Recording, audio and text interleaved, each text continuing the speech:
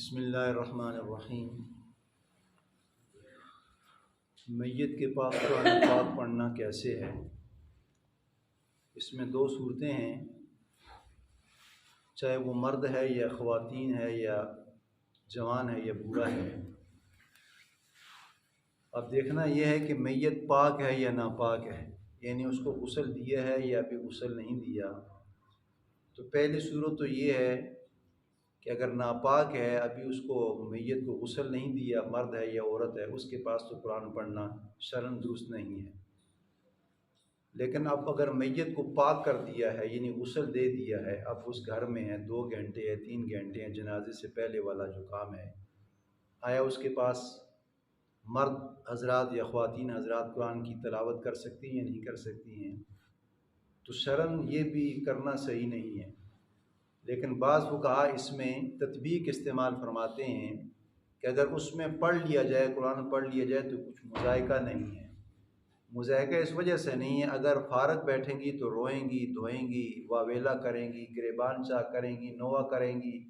اللہ نے یہ کر دیا، ایسا نہیں کرنا چاہیے تھا، تو ایسے کلمات نکل جائیں گے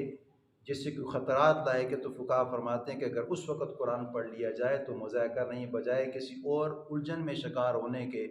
بجائے رونے دھونے میں، بجائے باتیں کرنے میں اور چیزیں کسنے میں، اگر قرآن پڑھ لیا جائے تو اس میں کچھ مذائقہ نہیں ہے، اور اگر نہ بھی پڑھے تو کچھ نہیں ہے۔ لیکن اگر پڑھ لیا جائے تو اس میں مذائقہ نہیں ہے، اس لیے کہ اگر قرآن نہیں پڑھیں گے یا ذکر نہیں کریں گے یا بیٹھیں گے نہیں کچھ بات پڑھنے کے، تو پھر عورتوں کی باتیں ہیں، یعنی واویلا کرنا، نوحہ کرنا، گریبان چاہ کرنا، تو یہ تو نبی علیہ السلام نے نوحہ کرنے سے، بین کرنے سے تو یہ منع کیا ہے۔ لیکن اگر قدرتی کان سے نکل جاتے ہیں، ایسے کوئی الفاظ نہ ہوں، تو ایسے بین کرنا یا ایسے رونا کچھ نہیں ہے۔ لیکن اکثر ایسے موقع پہ نوحہ کیا جاتا ہے، بین کی جاتا ہے، جو نبی علیہ السلام نے ایسے کرنے سے منع فرمایا ہے۔ دوسرا مسئلہ یہ ہے کہ اب اگر میت کو ایک بار غسل دیا جائے، آیا وہ دوبارہ غسل اس کو دیا جائے گا یا نہیں دیا جائے گا؟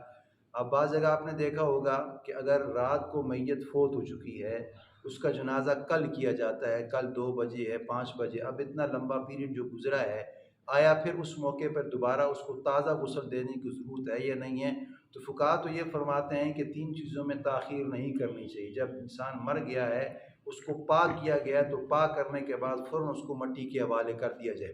لیکن بعض حضرات تاخیر استعمال کرتے ہیں، یعنی 2 گھنٹے 4 گھنٹے جنازے سے پہلے دوبارہ پھر غسل دیا جا سکتا ہے یا نہیں دیا جا سکتا؟ تو فقہا فرماتے ہیں کہ ایک غسل پہ اکتفا کر لینا کافی ہے، یعنی جو آپ نے میت کو غسل پہلی بار دیا ہے، اگرچہ 5 گھنٹے 10 گھنٹے گزرنے کے بعد آپ نے جنازے کا اہتمام کیا ہے، تو ایک ہی غسل اس کے لیے کافی ہوگا، دوبارہ نیا غسل دینے کی ضرورت نہیں ہے۔ اور تیسرا مسئلہ یہ ہے کہ یہ اکثر یہاں پہ تو پیش نہیں آتا، لیکن بیرون کنٹری میں جو مسلمان رہتے ہیں اور وہاں پہ چونکہ غیر مسلم بھی رہتے ہیں، اب مسلمان جب مر جائے تو جس نے اعلان سننا ہے، جس نے اس کی خبر سننی ہے، تو اس وقت یہ کلمات پڑھنا مسنون ہے، انا للہ و انا الیہ راجعون، بے شک ہم اللہ ہی کے لیے اور ہم نے اللہ ہی کے پاس لوٹ کے جانا ہے، یہ تو مسنون ہے، اس لیے کہ قرآن کی آیت ہے۔ لیکن کسی ایسی جگہ پہ جو غیر مسلم ساتھ کام کر رہے ہیں، وہاں پہ ایسے موقع پیش آ جائے تو آیا اس کی موت کی خبر مل جائے، یا بعض حضرات اس کے ساتھ کام کرنے والے ہیں،